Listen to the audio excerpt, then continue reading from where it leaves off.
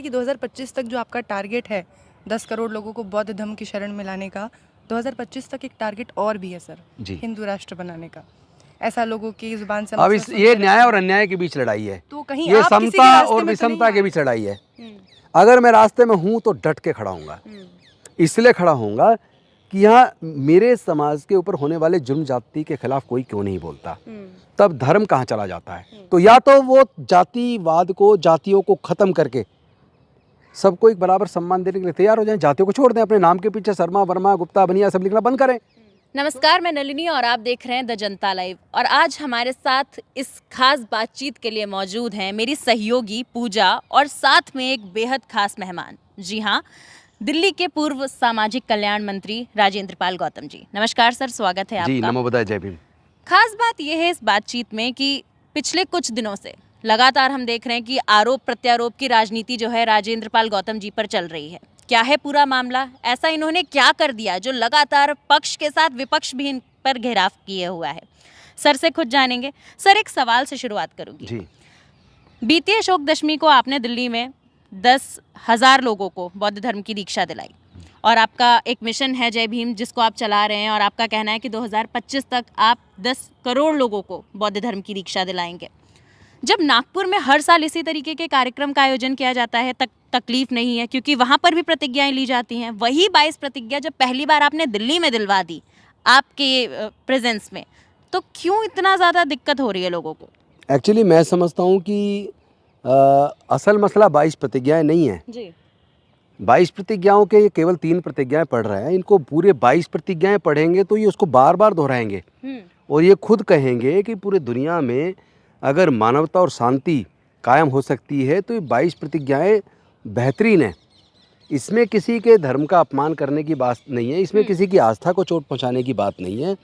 और दूसरी बात, जब डॉक्टर बाबा साहब अम्बेडकर जी ने 14 अक्टूबर 1956 को बुद्ध के धम्म की दीक्षा ली थी, अपने लाखों अनुयायियों के साथ ली थी, तो उनको ये 22 प्रतिज्ञाएं दी थी।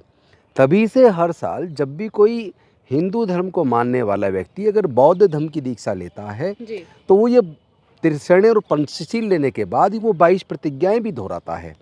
और वो हर साल होता है, पूरे देश के कोने कोने में होता है और पूरे देश से बाहर भी होता है।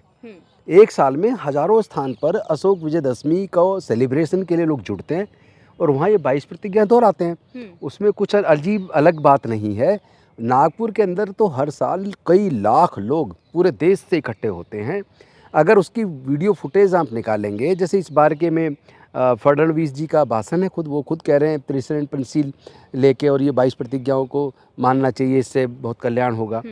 तो और ये प्रतिज्ञाएं लेते वक्त अगर आप हर साल का वीडियो देखेंगे तो ऐसी कोई पार्टी नहीं रही जिसका मुख्यमंत्री या उनके केंद्र के मंत्री उस दीक्षा समारोह में शामिल ना हुए हों और वहाँ पे वो दीक्षा समारोह के अंदर 22 प्रतिज्ञाएं दोहराई जाती हैं। कुछ गलत नहीं हुआ, किसी का अपमान नहीं किया। मैं अगर मेरी आस्था है, मैं किसको मानूं किसको ना मानूं, भारत का संविधान मुझे ये इजाज़त देता, मेरा ये फंडामेंटल राइट है जो कि मेरे को फ्रीडम है रिलीजन की और फेथ की। तो उसमें किसी का कोई एक्चुअली कोई ऐसी असंवैधानिक काम हुआ नहीं है। और सच तो ये है कि केवल गुजरात के चुनाव की वजह से उस भारतीय जनता पार्टी ने इन 3 22 प्रतिज्ञाओं को मुद्दा बनाया, जिन 22 प्रतिज्ञाओं को नागपुर की दीक्षा में जिस वक्त ये पढ़ा गया, दोहराया गया, उस वक्त देवेंद्र फडणवीस जी, नितिन गडकरी जी और रामदास अठावले जी, ये तीनों वहाँ मौजूद थे। तो उसको तो बीजेपी ने मुद्दा नहीं बनाया, तो मेरे को क्यों बनाया? एक्चुअल सवाल ये निशाना राजेंद्र गौतम नहीं है, निशाना ये 22 प्रतिज्ञाएं भी नहीं है। इसमें जो निशाना है वो बेसिकली गुजरात का चुनाव, इसीलिए उन्होंने बड़े बड़े होर्डिंग लगाए। उन्हीं 3 22 प्रतिज्ञाओं में से केवल 3 को चुना और बहुत बड़े होर्डिंग लगाकर पूरे गुजरात के अंदर लगा दिए। और उसके अंदर प्रतिज्ञा वो 22 में से 3 लिख के अरविंद केजरीवाल जी का फोटो, टोपी लगा हुआ और वो जो इस तरह कपड़ा डाला हुआ और ये दिखाया कि हिंदू विरोधी है। बेसिकली ये बीजेपी की मानसिकता को दर्शाता है। बीजेपी के लोग हर चीज़ को धर्म के लिए, अपनी वोट के लिए इस्तेमाल करते हैं। सर, और कोई मुद्दा नहीं है। सर, आप पे भी तो आरोप लग रहा है कि आप जो है हिंदुत्व के खिलाफ की राजनीति खेल रहे हैं और इस तरीके से आप हिंदू धर्म पे प्रहार कर रहे हैं क्योंकि आप धर्म परिवर्तन करा रहे हैं। नहीं, देखिए, धर्म कोई किसी का परिवर्तन नहीं कराता जी। और अगर कराता है तो गलत है। मैं किसी का धर्म परिवर्तन करवाने के ज़बरदस्ती करने के या कोई लालच देने के, ऐसी चीज़ों के बेहद सख्त खिलाफ हूँ। मेरा ये मानना है कि धर्म किसी भी व्यक्ति की व्यक्तिगत आस्था का मामला है। हर व्यक्ति को स्वतंत्रता है, कोई जिसमें चाहे आस्था रखे, उसमें किसी को कोई आपत्ति नहीं होनी चाहिए। अगर एक धर्म विशेष के अंदर रोज़ रोज़ के उत्पीड़न की वजह से अगर करोड़ों लोग अंदर ही अंदर झटपटा रहे हैं, परेशान हैं, दुखी हैं, और उनके मुद्दों पे कोई भी राजनीतिक पार्टी या उन जातियों के जो अपने आप को ऊंचा समझते हैं, वो लोग उत्पीड़न करते हैं और न्याय के लिए कोई आवाज़ नहीं उठाता। केवल दलित और पिछड़े लोग, वंचित समाज के लोग, आदिवासी लोग, वही अपने ऊपर होने वाले जुल्म के खिलाफ बोलते हैं। तो वो दुख के अंदर उनको लगता है कि अब हमारा यहाँ कोई स्थान नहीं है, कोई सम्मान नहीं है, वो बुद्ध के धम्म में जा रहे हैं, वो तो जाएंगे, कोई रोक नहीं पाएगा। तो अगला सवाल मैं लेना चाहूँगी सर आपसे कि जो आपका समाज, जिसे आप बार बार कह रहे हैं कि समाज आपके साथ है, और हमने देखा भी है कि आपके इस्तीफे के बाद से किस तरीके से लोग आपके समर्थन में उतरे हैं। हमने यहाँ से लेकर बाबा साहेब अम्बेडकर भवन तक देखा कि किस तरीके से लोग आपके लिए सड़कों पर बिना बुलाए उतर आए। लेकिन लोगों का ये कहना है कि अगर आप पर कोई दबाव नहीं था आपकी पार्टी की ओर से, तो आपको अपने पद से इस्तीफा देने की क्या ज़रूरत थी? आप अपने पद पर रहते हुए भी काम कर सकते थे। देखिए, दो चीज़ें हैं। पहली बात तो समाज राजेंद्र गौतम के लिए नहीं आया, समाज आया चूँकि समाज तकलीफ में है, समाज को दर्द है। आए दिन जिस तरह हमारे समाज के लोगों पे जाति की वजह से उत्पीड़न हो रहा है, मूंछ रखने पर हत्या हो रही है, घोड़ा खरीदने पर हत्या हो रही है, मंदिर में घुसने पर हत्या हो रही है, मंदिर में भगवान की मूर्ति छू लेने पर हत्या हो रही है, बहन बेटियों के साथ सामूहिक बलात्कार करके हत्या हो रही है, और उस पर कोई बोलता नहीं है। किसी भी पार्टी का कोई वरिष्ठ नेता नहीं बोलता है। तो लोगों के अंदर मन में दर्द है। और जो हमने दीक्षा हमारी भावना की बात है। ये 22 प्रतिज्ञाएं बाबा साहेब की दी हुई हैं। हम सब लोग बाबा साहेब को सब लोग इतना प्यार करते हैं, इतने उनके कट्टर सिपाही हैं कि उनकी 22 प्रतिज्ञाओं पे हमला होते देख पूरा समाज इकट्ठा हुआ। समाज राजेंद्र गौतम के लिए इकट्ठा नहीं हुआ है। हाँ, समाज राजेंद्र गौतम को प्यार करता है, वो अलग बात है, क्योंकि मेरा पूरा जीवन बाबा साहेब के मिशन मूवमेंट में गुजरा है। मैंने हर साल 450 बच्चों को रेगुलर, हम लोग बच्चों को फ्री पढ़ाते रहे हैं। उसके बाद समता सैनिक दल के माध्यम से पूरे देश में समाज के ऊपर होने वाले जुर्म जाति के खिलाफ हम लोगों ने प्रदर्शन पूरे देश में किए हैं, अपने ऊपर मुकदमे भी झेले हैं। तो समाज कोई ऐसा नहीं है, देखता नहीं है। समाज ये देखता है कौन आदमी समाज के प्रति वफादार है, किस आदमी के अंदर मन में समाज के प्रति सच्चा दर्द है।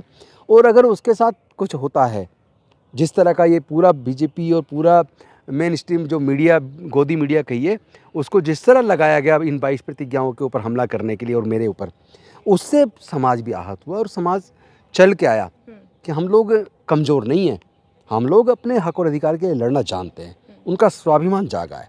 या कहीं आपको ऐसा तो नहीं लग रहा था कि इस पद पर होने की वजह से आप पर कहीं बंधन थे, कुछ बंदिशों में थे आप, और इस पद से मुक्त होकर अब आप ज़्यादा आज़ाद हैं? ये तो सच है कि एक मंत्री की अपनी एक गरिमा होती है और साथ में सीमाएं होती हैं। गरिमा अपनी जगह, गरिमा तो मेंटेन करनी चाहिए, लेकिन सीमाएं अगर इस हद तक हों कि रोज़ मेरे समाज पे जुर्म जाति होती रहे, बहनों के साथ बलात्कार करके हत्या होती रहे, कोई नेता, किसी पार्टी का वरिष्ठ नेता बोलता नहीं है। मतलब क्या वोट ही सब कुछ है? क्या धर्म इंसान के लिए बना है या इंसान धर्म के लिए बना है? ऐसे में चुप्पी सबका साथ लेना, आए दिन जिस तरह की घटनाएं रोज़ आती हैं, मैं देख के दिल दुखता है, सीना छलनी छलनी हो जाता है। तो मुझे लगता था कि ये मंत्री बने रहने से, मतलब मैं व्यक्त नहीं कर पा रहा हूँ अपने दिल की भावना को। दिल जब दुखता है तो फिर मैं पहले से ही सोच रहा था कि अब मुझे सीमाओं से बाहर आना चाहिए, मुझे रिजाइन करके अपने समाज की इस लड़ाई को लड़ने के लिए रोड पे उतरना चाहिए और देश के कोने कोने में जाकर अपने लोगों को जागरूक करना चाहिए कि अब हमें गुलामी स्वीकार नहीं है। मंत्री जी, जिस तरीके का वाकया हमने देखा बीते दिनों में, आप पर इतना कुछ बीता, इतने सारे आरोप लगे, डर नहीं लगता है? क्योंकि ऐसे माहौल में लोग बहुत सारे होते हैं जो पसंद भी करते हैं, सपोर्ट करते हैं, लेकिन ऐसे उनसे दुगने लोग होते हैं जो आपके विरोधी होते हैं। नरेंद्र जी, मैं आपसे एक सवाल पूछना चाहता हूँ। अगर डॉक्टर बाबा साहेब अम्बेडकर डरते तो क्या मैं मंत्री बन पाता, एमएलए बन पाता? क्या मेरे परिवार में एक आईएएस बन पाता? क्या मेरे बड़े भाई एसबीआई में चीफ मैनेजर बन पाते? क्या मेरा छोटा भाई वकील बन के असिस्टेंट पब्लिक प्रोसिक्यूटर बन पाता? क्या मेरी भांजियाँ क्या MSc first class forensic science से करके टीचर बन पाती? क्या मेरे दूसरे भांजे इंजीनियर बन पाते, IIT कर पाते? क्या मेरे बच्चे लॉ करके वकील बन पाते? ये जो कुछ भी दिया है ये किसी की कुर्बानी से मिला है। ये किसमें केवल हमारी मेहनत नहीं है। डॉक्टर बाबा साहेब अम्बेडकर जी ने अपने 4 छोटे बच्चों को गंवा दिया, जवानी में माता रमाबाई जी को गंवा दिया, फिर भी वो टूटे नहीं और पूरी जिंदगी उन्होंने हमारे समाज के लिए, हमारे हक अधिकार के लिए लगा दिए। अब मैं मतलब डर जाऊं? लानत ऐसी ज़िंदगी पर, ऐसे तो फिर वैसे ही मर जाना बेहतर है। लोग सड़क पे चलते हुए मर जाते हैं, हार्ट अटैक होकर मर जाते हैं, बम ब्लास्ट में मर जाते हैं, कहीं भी मर सकता है आदमी, तो बीमार होकर मर जाते हैं, कैंसर होकर मर जाते हैं। तो अगर मरने से डरेंगे तो मैं बता दूं, मरना सबको तय है। कोई अजर अमर नहीं है देश के अंदर, क्या पूरी दुनिया में कोई अजर अमर नहीं है। तथागत बुद्ध ने कहा हर चीज़ अनित्य है, कोई चीज़ जो है वो ऐसी नहीं है जो हमेशा के लिए रहे। जो चीज़ बनी है उसका ख़त्म होना तय है। तो मरना तो एक दिन है मुझे भी, पर मैं गुलामों की तरह और डरपोक लोगों की तरह मैं गीदड़ की ज़िंदगी नहीं जीना चाहता। मैं मरना चाहता हूँ तो शेर की तरह मरूंगा।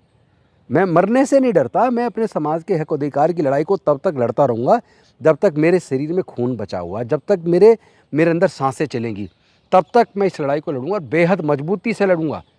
पूरे दुनिया के और देश के लोग जिस तरीके से खड़े हुए हैं उन्होंने मुझे और भी ज़्यादा ताकतवर बना दिया है। मेरा समाज के मुद्दों पर लड़ना, मुझे ये समझ लीजिए, मुझे समाज ने प्रेरित कर दिया है। अब तो चैन से बैठना नहीं है। और आपने जब बाबा साहेब का जिक्र किया है तो संघर्ष का दूसरा नाम बाबा साहेब को मानते हैं लोग।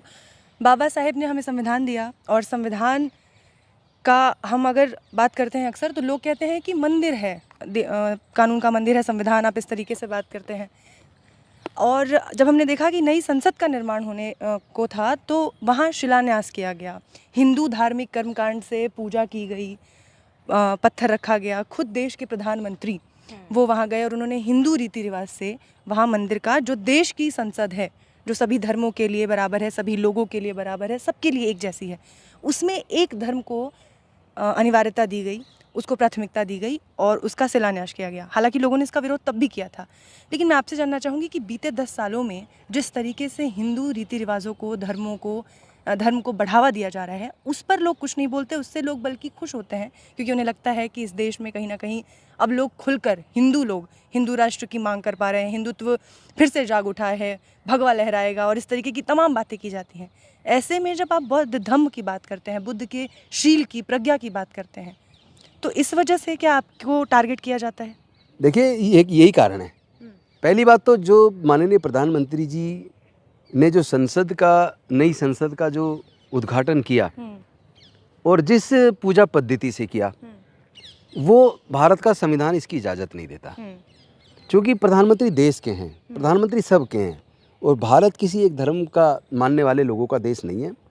इतिहास गवाह है, इतिहास का शुरू से आज तक का देख लीजिए, चाहे मुग़लों का शासन रहा हो, चाहे तुगलक वंश का हो, खिलजी वंश का हो, या उससे पहले गुलाम वंश का हो, या कोई और पाल चोल साम्राज्य, कितने साम्राज्य भारत में रहे। कभी भी भारत किसी सम्राट अशोक के टाइम को छोड़ दें तो कभी भी भारत किसी एक धर्म के मानने वाले लोगों का देश नहीं रहा। भारत एक विविधताओं का देश है।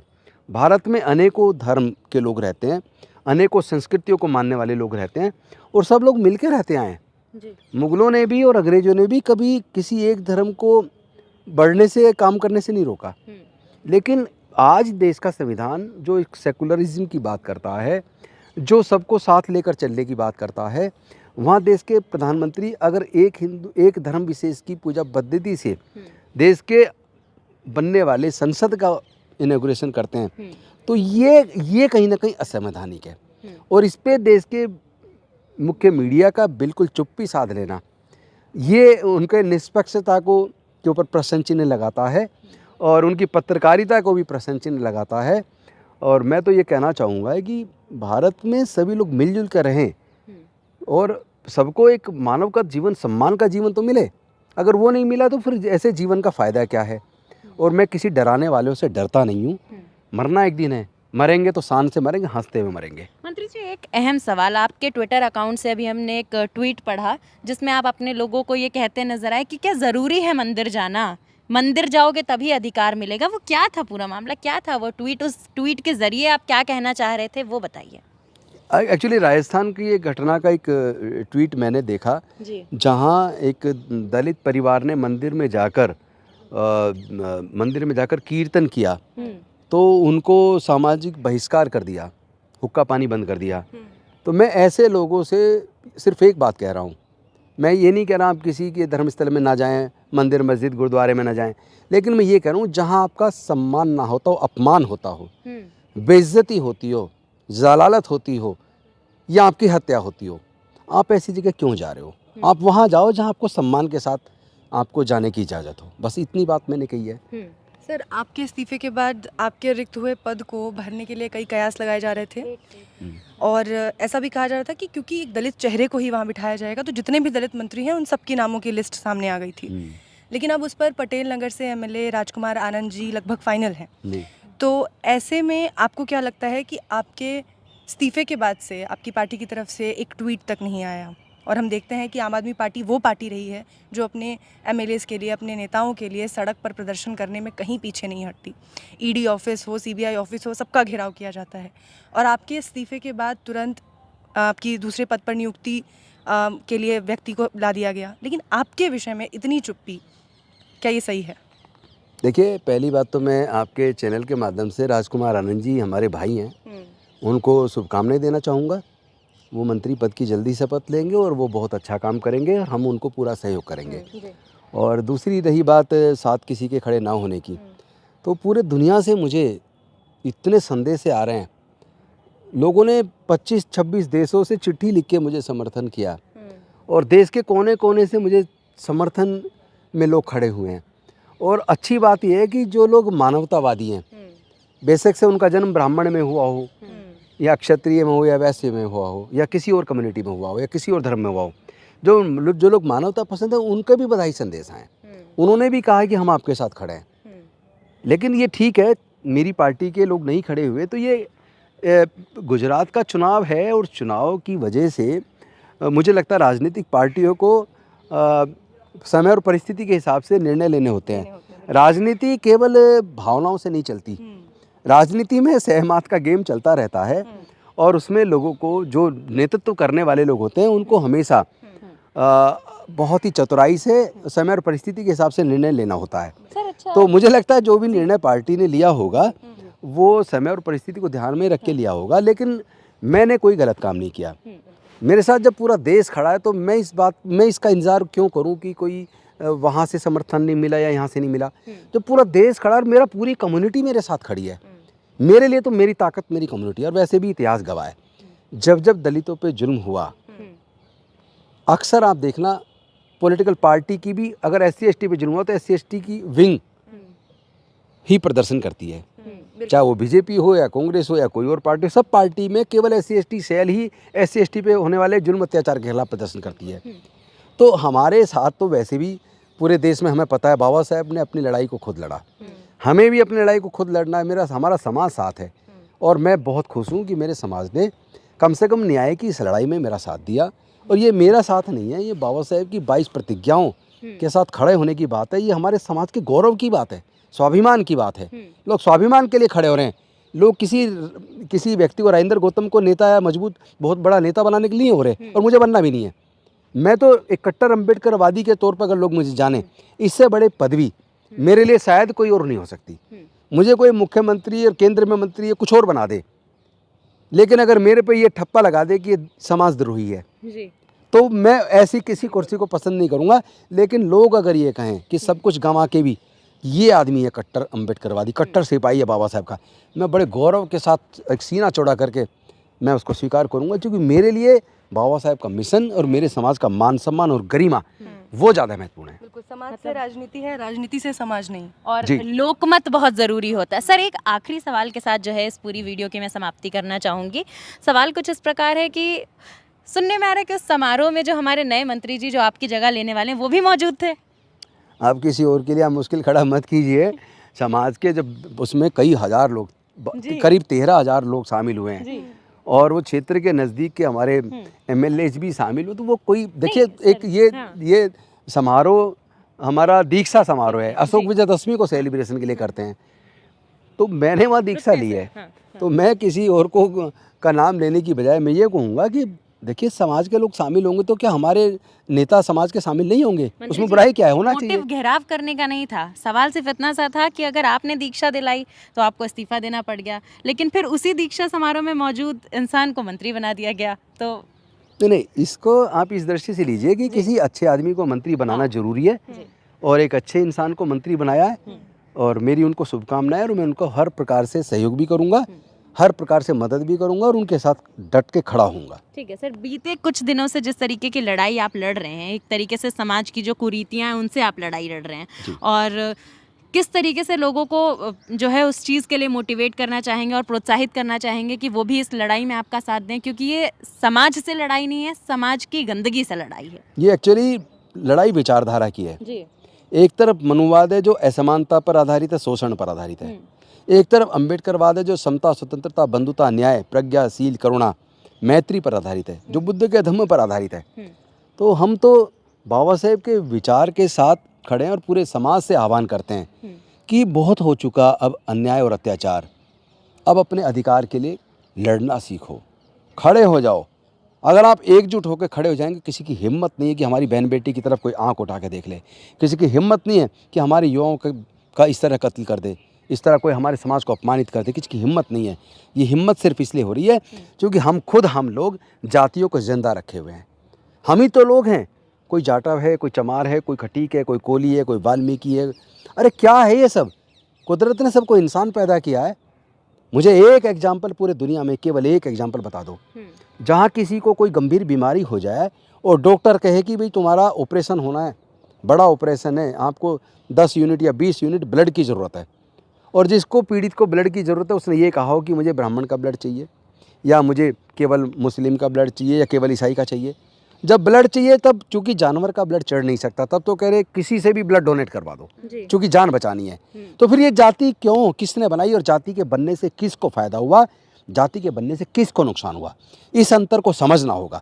और हम अगर जाति से मुक्ति चाहते हैं, पहले अपने समाज के, इस बहुजन समाज के अंदर फैले जातिवाद को तो ख़त्म करें हम, तभी तो किसी दूसरे से उम्मीद करेंगे कि वो हमारे साथ जातिवाद ना करें। तो हमें अपने अंदर के जातिवाद को ख़त्म करना होगा और बाबा साहेब का बताया जो बुद्ध का मार्ग है, जो एक वैज्ञानिक दृष्टिकोण पर आधारित है, जिसमें समता, स्वतंत्रता, बंधुता, न्याय, प्रज्ञा, शील, करुणा, मैत्री, एक ऐसा रास्ता जो सबके लिए हितकारी है, सबके लिए मंगलकारी है।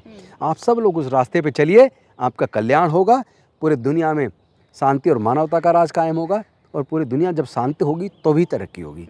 जहाँ शांति नहीं होती, अशांति होती है, वहाँ तरक्की और खुशहाली भी नहीं होती। आपने रास्ते की बात की, बुद्ध के धम्म के रास्ते पर चलने की बात की, और मुझे ऐसा लगता है कि 2025 तक जो आपका टारगेट है 10 करोड़ लोगों को बौद्ध धम्म की शरण में लाने का, 2025 तक एक टारगेट और भी है सर, हिंदू राष्ट्र बनाने का।